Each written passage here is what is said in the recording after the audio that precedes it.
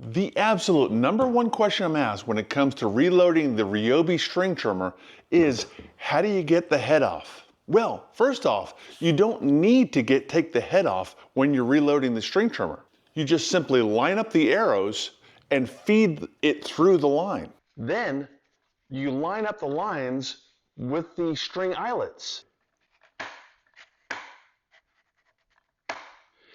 At that point, we'll see daylight.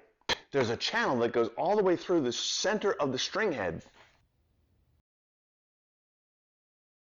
Then we take our new string and we feed that line through that daylight, all the way through the center of that.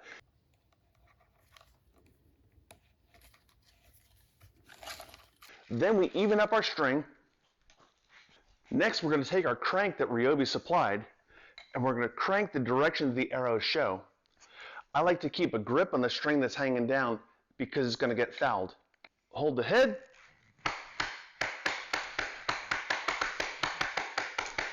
And keep turning till there's about 8 inches of string sticking out.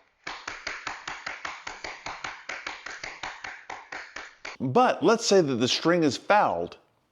That is, it's tangled inside the spool. Here's how. First of all, I detach the string trimmer attachment from the power head. That makes things a lot more handy. Then, it's kind of like a medicine bottle where you just push and twist. You'll see there's a lock and an unlock. What you want to do is you want to line up that arrow with the unlock. So you want to line up, move it away from the lock to the unlock. Now for extra grip strength, I can't get these channel locks around it, but I might could get these 4-inch C-clamp around it if I needed to. Or they also sell these rubber grippy straps. That's the professional name, the rubber grippy strap.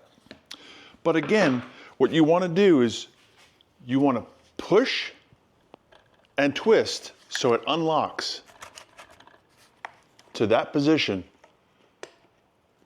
You can see there's an unpainted, unblemished arrow in there.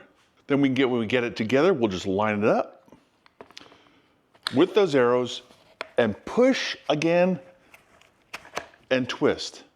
You have to push, you can't just twist. Then when you get the head off, you can pop out the spool and get it untangled. Get it back together, line up the arrows, and you're off to weed eating again. If you just twist, you can be twisting all day. Now if you have sand and grit in there, you may want to clean it out really good. I don't know if you have a fine blade like a hacksaw around that you could run it in around that groove, because you have to get it to compress in order to make it to unlock. I hope this helps. For more Ryobi tips and tricks, click on the image on the screen now. I'll see you in the next video.